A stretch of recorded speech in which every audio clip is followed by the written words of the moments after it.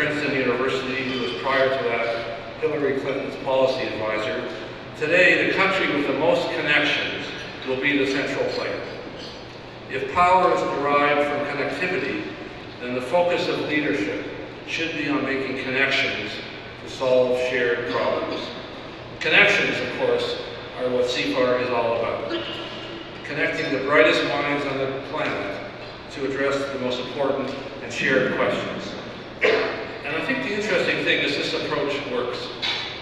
CIFAR programs have transformed our thinking about a whole range of important questions, from early childhood development, the social and economic determinants of health, the evolution of this planet, the genetic networks that underlie human health and disease, the physics of computing and energy transmission, and as you will hear more about tonight, the complex relationships between prosperity, fiscal and monetary policy, and political institutions. For Canada to truly succeed in the 21st century, it's vital to ensure that our young people, young Canadians, and the brightest young people from around the world see Canada as a magnet, a mecca, where important conversations and connections are being made and taking place. And increasingly, and I'm sure you all know this from your children or grandchildren, young Canadians are globally oriented. They seek out opportunities that match their international, idealistic, and intellectual aspirations, combined with the natural youthful desire to solve practical problems.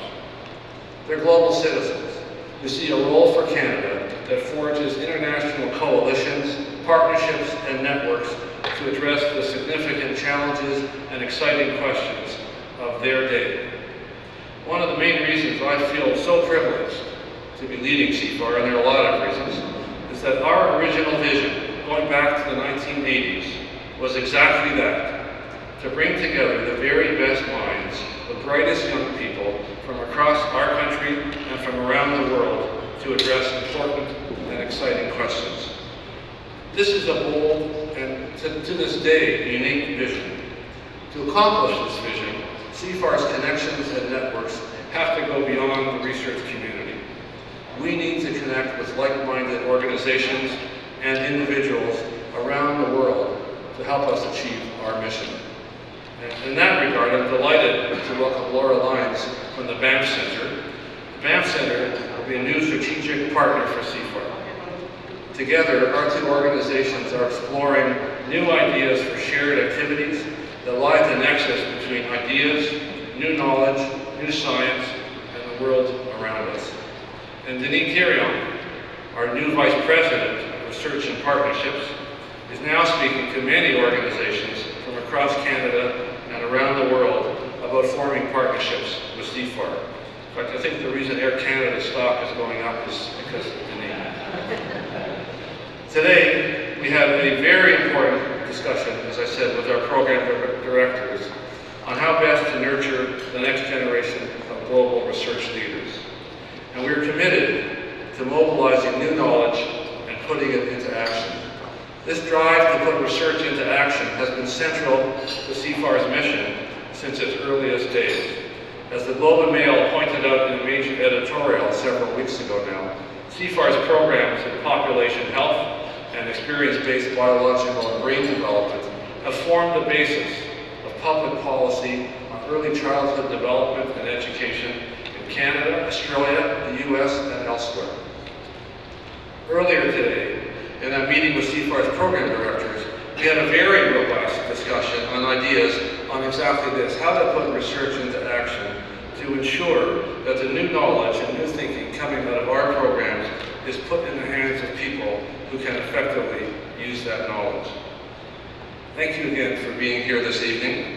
I know you're all busy and have many other demands on your time. Our program this evening, other than this speech, will begin just after dessert to serve when our board vice chair, Barb Thamias, will share with you some new ways in which you can get more closely connected with CIFAR.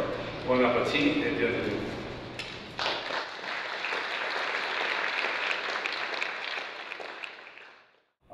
So we're going to pretend we're at Davos.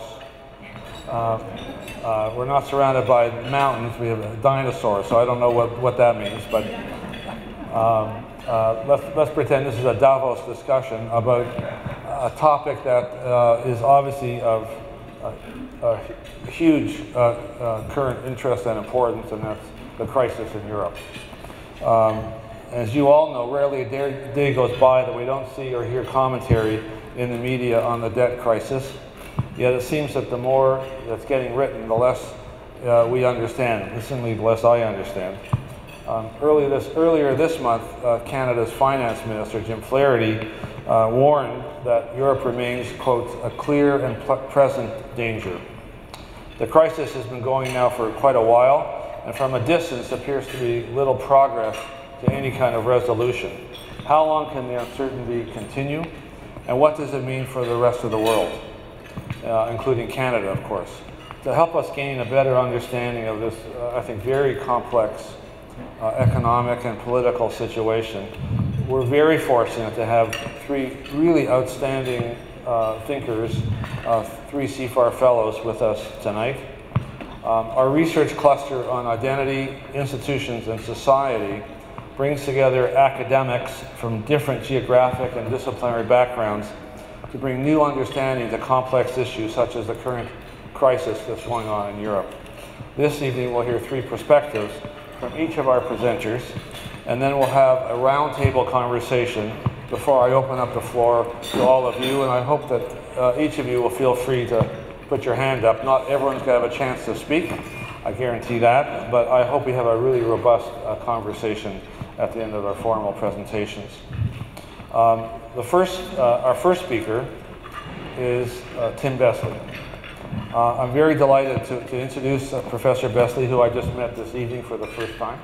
He's the Gluskin-Granovsky CIFAR Fellow. He's a member of CIFAR's program in Institutions, Organizations, and Growth, and is Professor of Economics and Political Science at the London School of Economics, where he's also appointed as the director of the Suntory and Toyota International Centers for Economics and Related Disciplines. He has a lot of titles after his name. He's a frequent consultant to the World Bank and is currently a consultant to the UK's Ministry of Economics and Finance. Tim's research focuses on issues in development economics, public economics, and political economy. Ladies and gentlemen, Professor Tim Besley. Well, thank you very much, Alan. And I have to say, it's a great pleasure to be here. For me, it's about 20 to 2 in the morning, so if I'm more than unusually coherent, please forgive me. I have to begin, though, by paying tribute to CIFAR,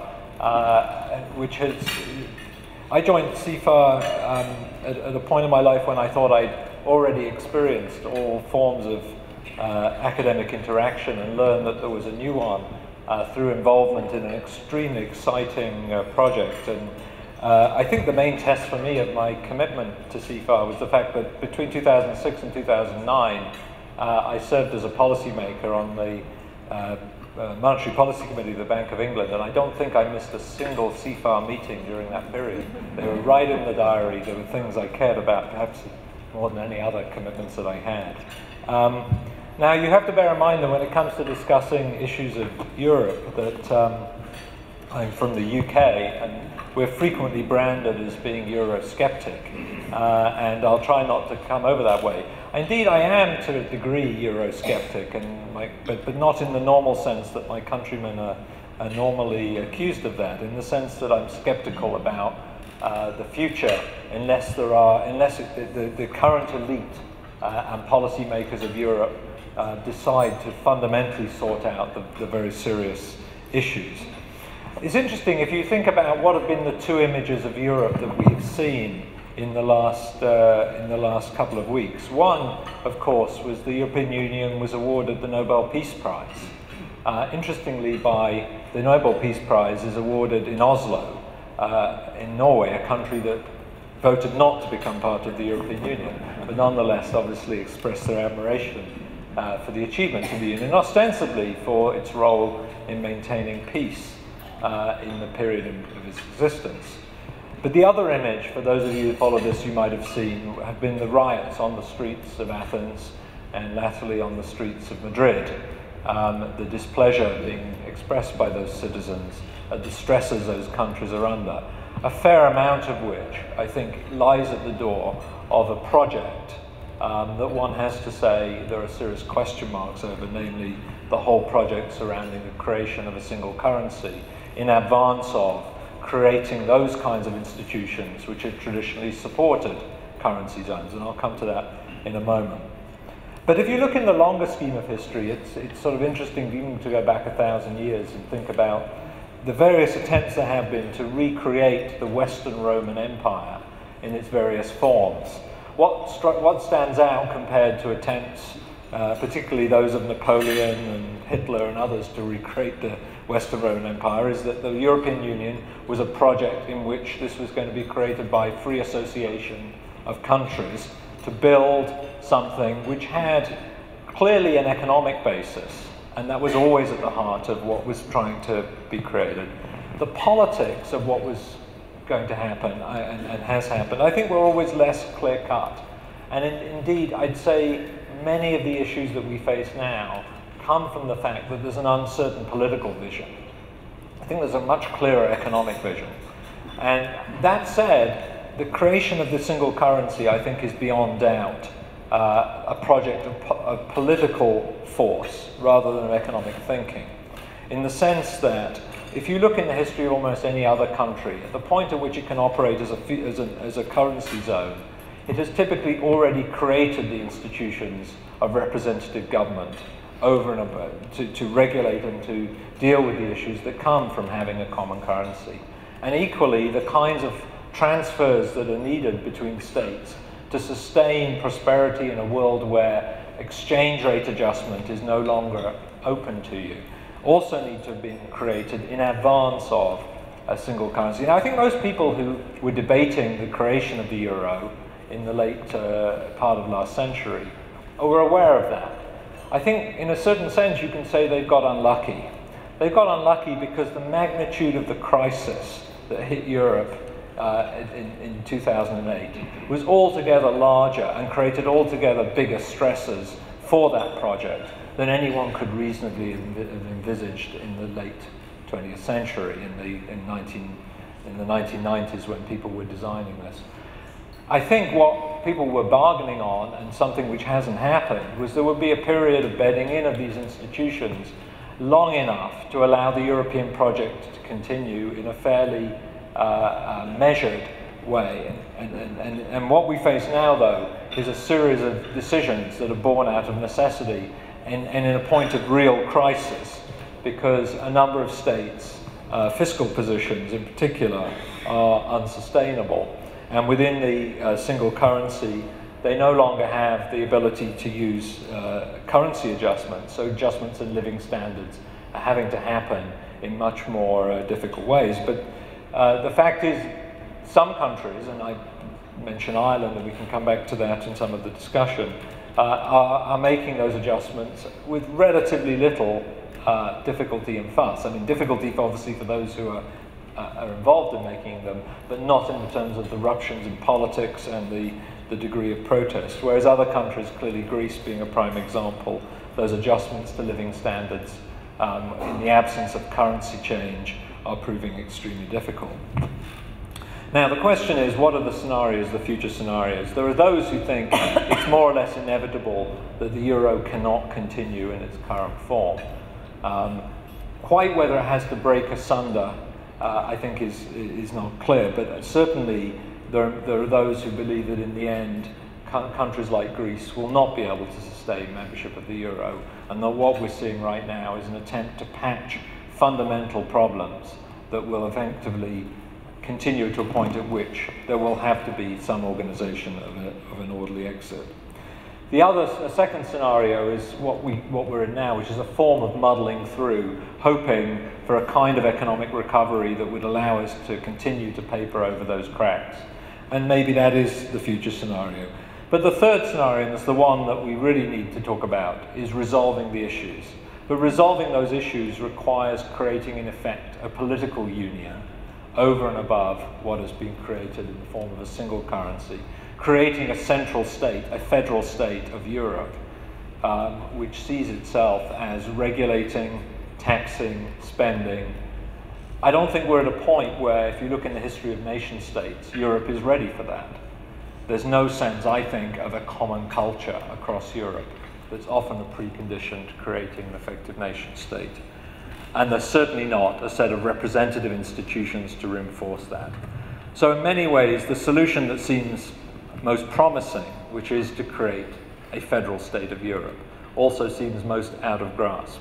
And I hope that's what we'll talk about when we come to the discussion. Thank you very much, Tim. Our second presenter this evening is Guido Tabellini, also a member of CIFAR's program in Institutions, Organizations, and Growth. Guido has been a professor of economics at Bocconi University in Milan since 1994, where he was the rector from 2008 to 2012. He's a foreign honorary member of the American Academy of Arts and Science, a fellow of the Econometric Society, and a joint recipient of the Jenson Award from the European Economic Association, of which he's also the past president. The main focus of Guido's research is how political and policy-making institutions influence policy formation and economic performance. Ladies and gentlemen, CIFAR fellow Guido Tabellini.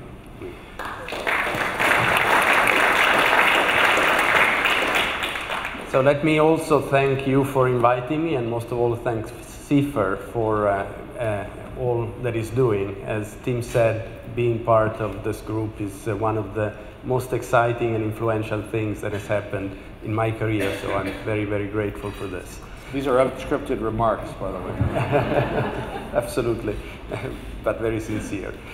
So I also want to talk briefly about the situation in Europe, taking a more narrow focus perhaps than the one that Tim has taken, and emphasizing that the current crisis is a mix of two problems, essentially. One problem is the national dimension.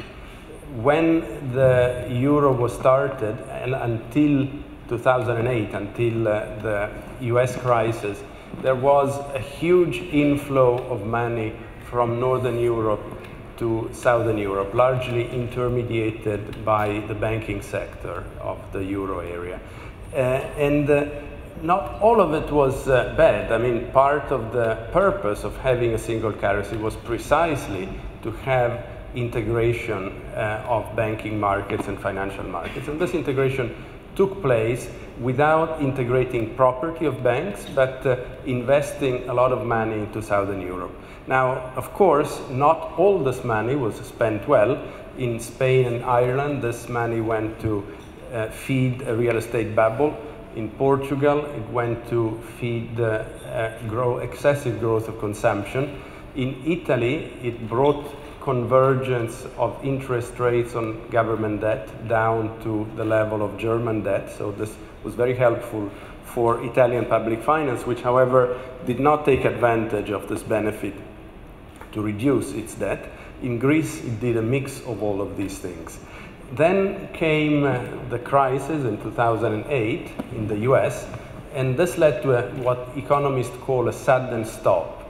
And this capital inflow into Southern Europe became a capital outflow, of course, creating a host of different national problems. So in Spain and Ireland, which had a very sound fiscal situation, there was not a fiscal problem in Spain and Ireland.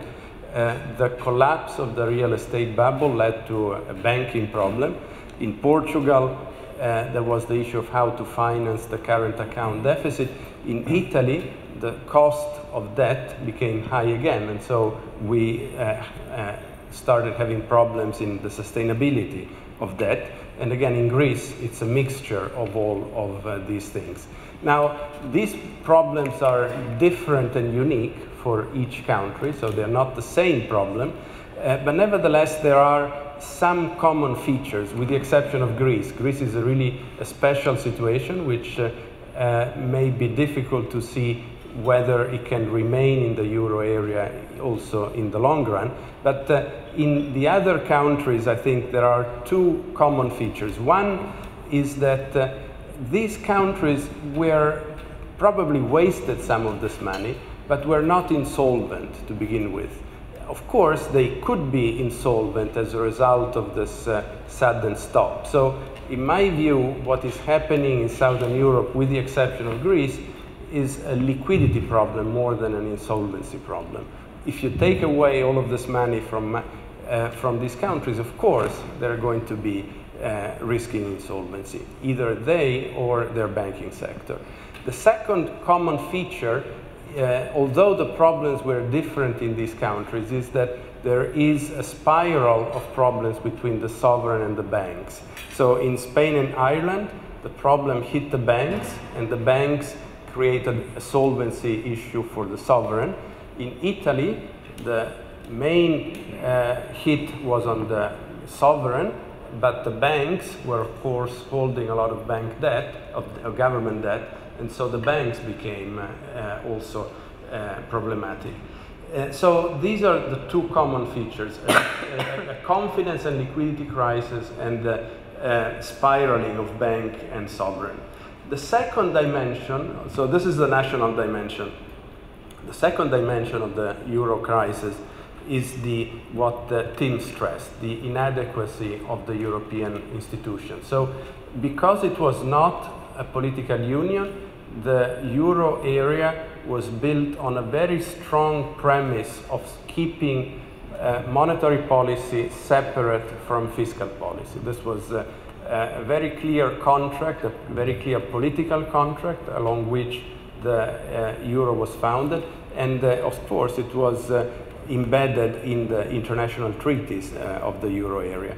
Now, this created a problem. This was not an issue until things were normal, but in the middle of the crisis, this separation of monetary and fiscal policy makes it impossible to adopt the right policies, in my view. If you think about what the US Federal Reserve has done to solve the financial crisis, to address the financial crisis, when it starts buying mortgage-backed securities from banks or buying government debt, of course, it does both monetary policy and fiscal policy.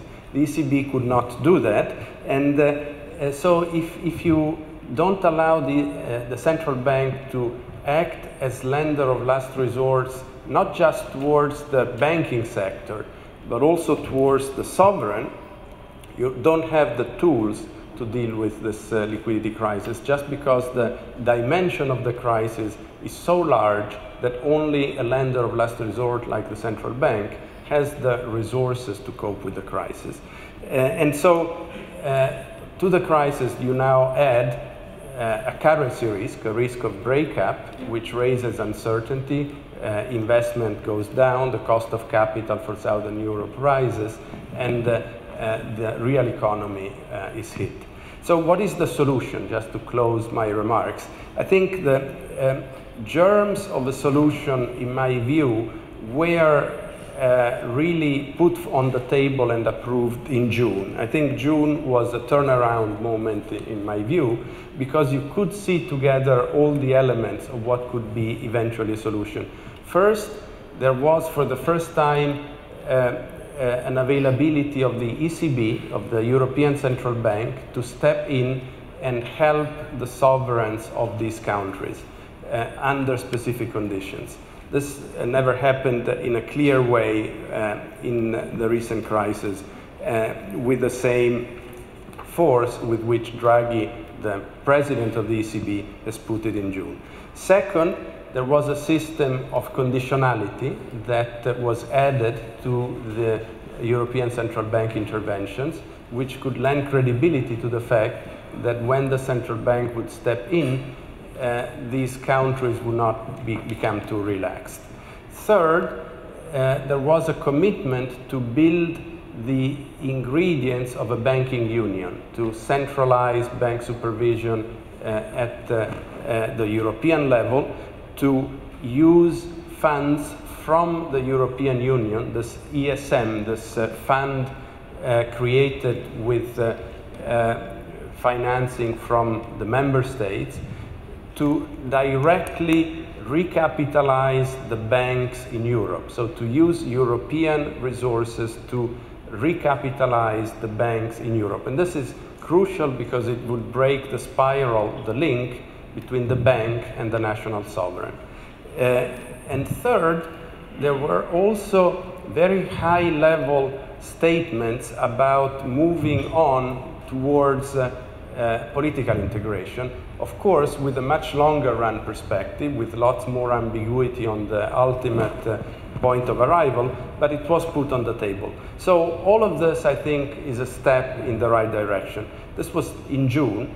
Then, of course, in the European way, during the summer, there were uncertainties, delays, and step back.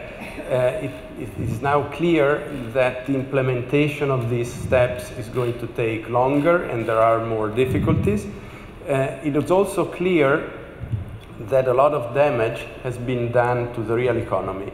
So growth in Southern Europe is doing worse and worse, unemployment is rising, and so even with these European steps, fixing these issues will take a while, and the Greek problem remains. So the risk is not over, but I think we see, in my view, the outline of a solution, and maybe we can come back to this again.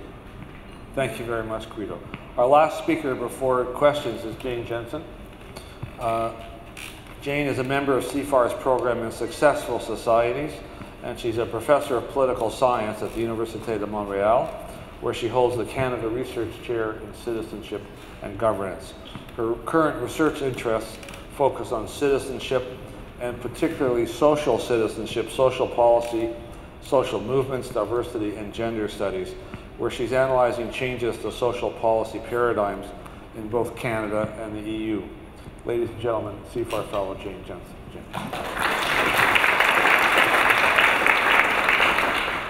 Thank you very much, Alan, and I want to echo the thanks of my two colleagues, both for the invitation this evening and for the opportunity to work with my colleagues in the research group on successful societies.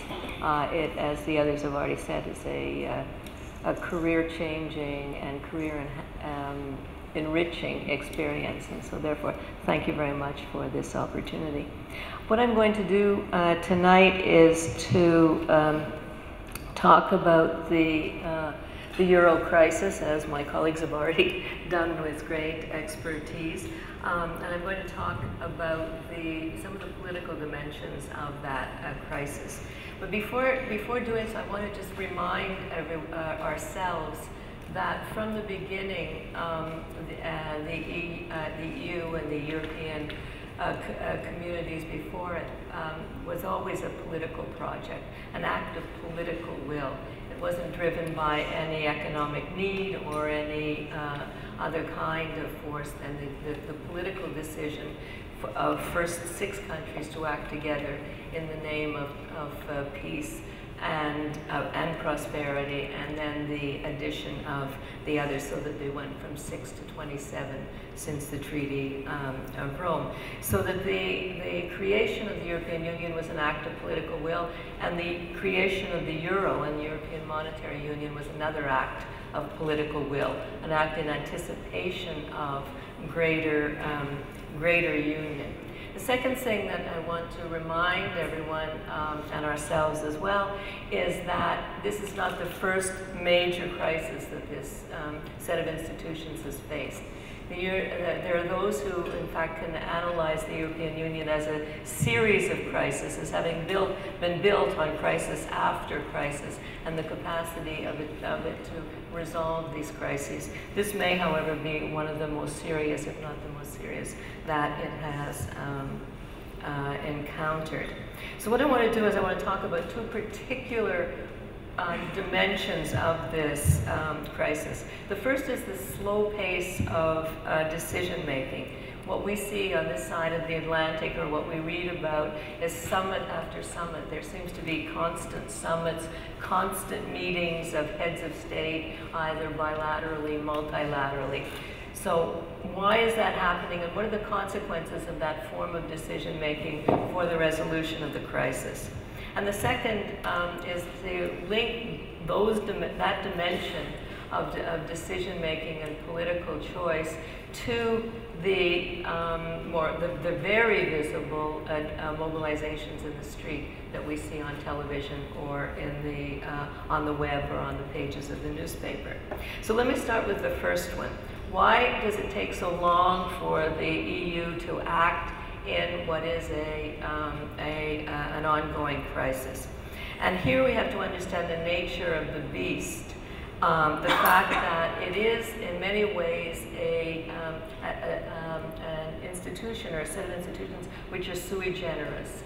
That it is not a state, and it's not even if it's not a state, it's not a federal state. This is despite the commitment that's been at the heart of the project from the 1950s of several of the founding fathers to found a federal union. What they actually designed was a set of institutions that would provide protection to member states, to sovereign countries, as they went about their collaboration. So it's a very complicated set of political institutions intended to provide checks and balances, not from the executive and the legislature as we're familiar with in national situations, but to protect the small from the large from being ganged up on the small, the various regions. So that was one of the motives. The second was to create at the heart of this conglomerate of institutions, one that would speak with a European voice, not a national voice. And that's the European Commission, which is tasked with speaking for Europe, but which is not a democratic institution. It's a non-representative, it's a bureaucratic institution, and as such is seen as an affront to the basic principles of representative democracy. But that institution was created explicitly to play a particular role. Nor is the EU an international organization. While it's involved in multilateral negotiations, it's not an international organization. So what is it? It's a set of complicated decision-making bodies, all of which have to essentially come to something that resembles consensus. So this means that you have a set of councils, the Council of the European Union, which is made up of, among other things, the heads of state, which is part of the lawmaking apparatus of the Union. You have another, and which is presided over by the country that has the presidency for 6 months at that time. So you can imagine that there's a great deal of slippage in there. If it's a country with expertise, with capacity, you might get one set of results. If it's a small country, a new member state, you might get another set of results. Besides the Council of Europe, there's the European Council. They didn't spend a lot of time thinking up names. So there's the European Council, which is not part of the lawmaking body, but which is a key strategic actor, which is presided over by its own president, and now Herman Van Rompuy from Belgium. It's another set of decision-making points. And then you have the Commission with its recommendation powers. You have the Parliament. You have within the European Council, you have the group of Eurozone countries, because not all member states are members of the Eurozone. All of this means what? It means, first of all, it's not very transparent to the ordinary citizen. It's not very transparent to us. I had to bring my notes. It's not, after my 1 minute presentation, very transparent to you. So that's one problem. It's not transparent. But the major problem is not there. The major problem is the fact that it takes an awfully long time to come to a decision. It's a very slow-moving intergovernmental body which has not simply the protections of the bank that Guido talked about, but also a very slow-moving way through negotiations to come to decisions. So that this means that the possibilities of veto points are very strong. We saw this, and we see this with the German positions often. But until now, this very awkward set of institutions chugged along. It wasn't very pretty. It was really hard to teach about, but it seemed to be working. The crisis, and it developed a certain number of practices which also helped it to work. One of these was what we call in political science the Franco-German couple. This was a collaboration between France and Germany, negotiations between France and Germany that kind of surrounded the formal discussions and produced a consensus, at least with those two large actors. When that's broken, it becomes much more difficult to move forward, and this is one of the things that's characterizing this crisis. It also developed other norms, some of which were not particularly helpful. The Prime Minister of Luxembourg and the current head of the Eurozone group, Jean-Claude Juncker, described this in criticizing his colleagues one day when he said, well, you can't expect to denounce Europe for 6 days a week and ask your citizens to vote for it on Sunday. So that you had national politicians playing games of blame avoidance, passing the buck, and then wondering why their citizens began to be skeptical and become Eurosceptics. So, a complicated situation. That's why it takes so long. That's why we hear about it for so long. But, and this is a very important but, for those of you who read the New York Review of Books, you would have read Alan Bernstein's article last week in which he pointed out that even though it's taking a long time, there are signs of it moving forward, and we've already, Guido has mentioned those in particular, that there have been 2 relief packages approved, one in 2008 and the second one through the summer. And so, despite the difficulties of the institution, despite the unwieldy nature of the institutions, there is this kind of movement toward what we can see as a potential solution. So what I want to do to end my formal few minutes is to go back to the metaphor that's always attributed to Jacques Delors, that the European Union, that he was involved in designing with this economic union prior to political union, that the European Union is like a bicycle, and that if you stop pedaling, you fall off. If you fall off, it's much more difficult to get started, to pick it up and go again. And so I think that we can see the last couple of years as years of sort of crooked riding, tipping over, but still moving forward. And each day then becomes a kind of referendum on the future of the European Union.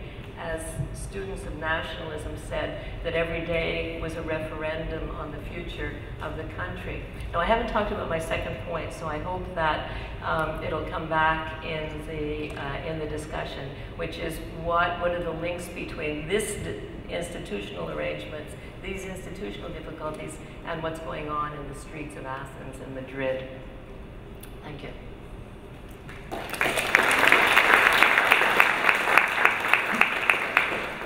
Well, perhaps I'll start there, too. By the way, thank you, all three of you, for really insightful presentations. So, Tim, you talked about the lack of a political vision for the European Union going way back, and we've now got this sort of layers upon layers of very complicated machinery in the absence of a coherent vision or structure and lack of transparency. So, I guess there's good reason for pessimism. And in the middle of this crisis, is it going to be possible to swallow the bitter pills that are necessary, especially given that the countries of the EU are democracies? And so I guess one of the issues for me would be what's the man or woman on the street thinking about all of this? And I know there's not one answer because it depends on which street and which country, but could you give us a sense of, I guess not necessarily that question, but how democracy at the national level is going to impact or impede on a European solution to this crisis? Maybe Guido, you first, and then Eugene, I'll let you rest for a second. So I think it's interacting with the crisis in different ways in all of these countries, even in the rich countries. In Germany in particular, there are very strong views amongst citizens and politicians that want to preserve the spirit of the Maastricht Treaty and tie the hands of the central bank, which I think, in my view, makes the crisis much more difficult to resolve. So this is one aspect of democracy, which in Northern Europe is, I think, creating problems to solve the crisis. I was recently in Spain and Portugal, just a few weeks ago. I was surprised by how pro-European they remain. You would think that maybe there should be doubts about whether it was wise to join the euro area. You don't hear those doubts at all. Maybe because, after all, these two countries benefited a lot from Europe and from Europe and from the euro. In Italy, of course, I know it better. There are many more populist voices against Europe, against the euro area.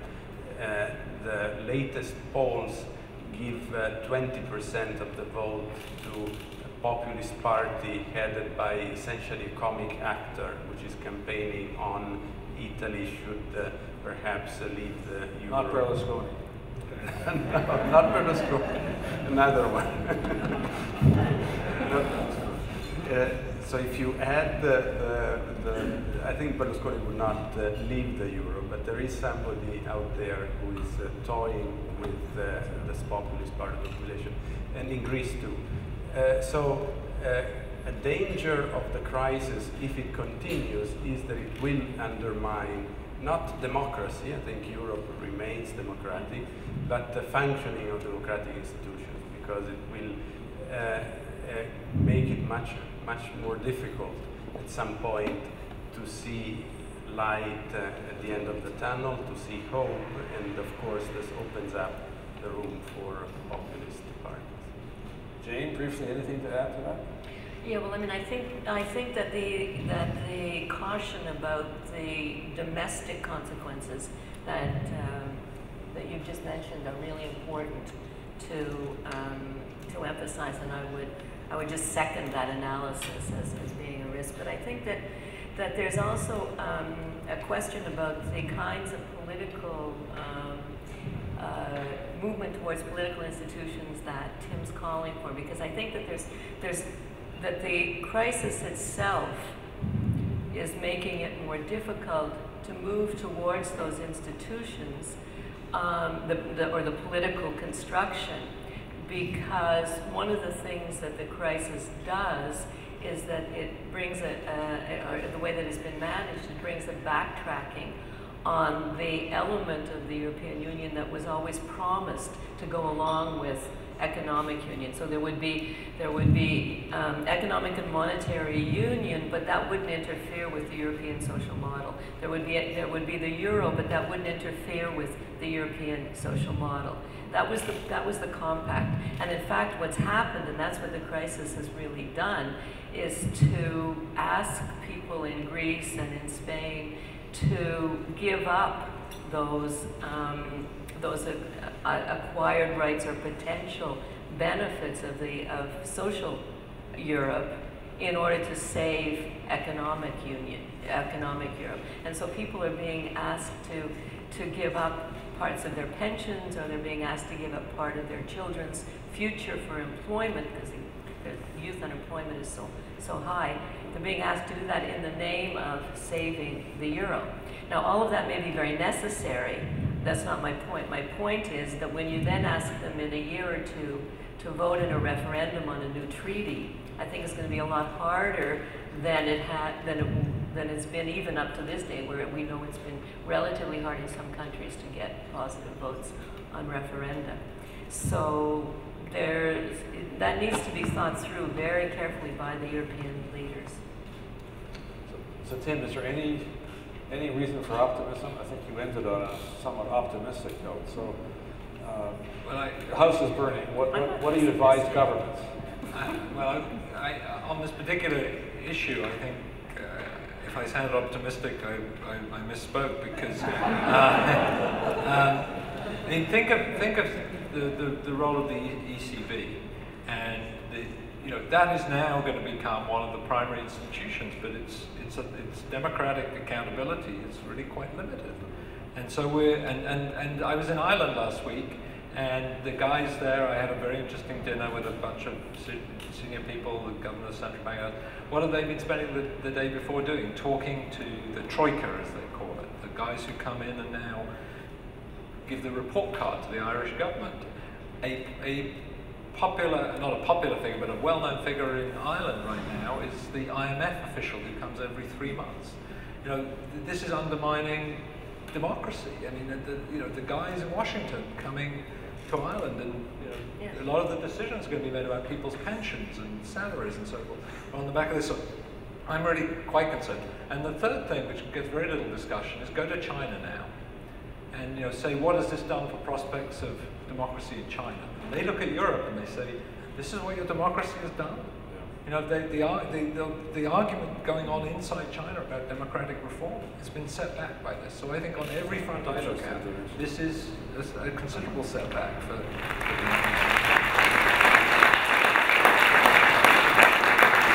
I'd like to invite David Dodge, Chair of CIFAR's Board of Directors, and someone who clearly knows a little bit about economic issues to provide some closing remarks. David. Well, thank you, Alan.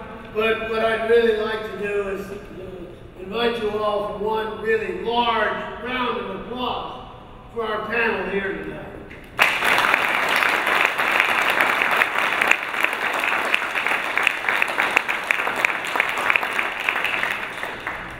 As Jane said, the European Union, starting from the old days of the European Coal and Steel Community, was always an act of political will.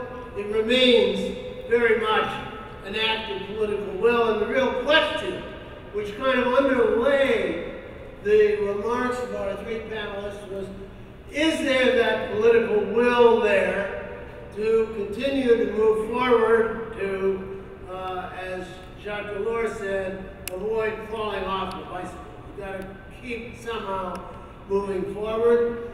And I think we all thought in June that maybe, just maybe, there was something that came through that would say, well, if we can't move on a number of issues, maybe we can move on the banking issues, because in fact, in many ways, the banking issues ought to be less divisive than some of the other political issues. After all, the German on the assembly line, the Stuttgart, who puts his money in the Sparkasse, doesn't really want to see his savings somehow disappear. And so in some ways, one might have thought that the banking union might be the kind of lead that would allow the other more difficult and divisive parts to proceed forward. And as we've heard, it hasn't moved quite as rapidly as one might have thought in June. On the other hand, one hopes that the bicycle continues to be upright, and even though there's a hill to climb, that the Europeans are going to keep pedaling. And so I think it's really interesting what our three panelists' perspectives they've brought to bear on that particular issue. And I think all of us in the room really want to thank you for that. But this wisdom that we're hearing tonight really comes not just because we have three very engaged and very brilliant people, but because they are part of this broader community that we have in two of our CIFAR programs. And I hope that those of you in the room that are perhaps not as familiar will have got at least some taste of the sorts of things that are done at the heart in the heart of CIFAR. Heart is a funny word because all it really is a nervous system of interconnections. And the hearts are really the hearts of our 250 odd researchers that beat firmly every day, and all we really try to do is to provide those connections. But those connections are important. Those connections, for us to continue to provide those connections, we really need the support of all of us in this room. And so, as Barb mentioned earlier, the new CIFAR Knowledge Circle is an ideal way for you to keep on top of these ideas at the frontier of knowledge, and importantly, support this institution as it makes Canada at the center of global knowledge networks. So I invite you all to pick up information packages on CIFAR. You've got to have a selling at the end of the evening, right? Pick up the information packages on your way out. I hope you've all enjoyed the evening. It's been an enormous pleasure for us to have you here talking about what we hope will be a dinosaur institution. Thank you all for coming, and please stay home tonight.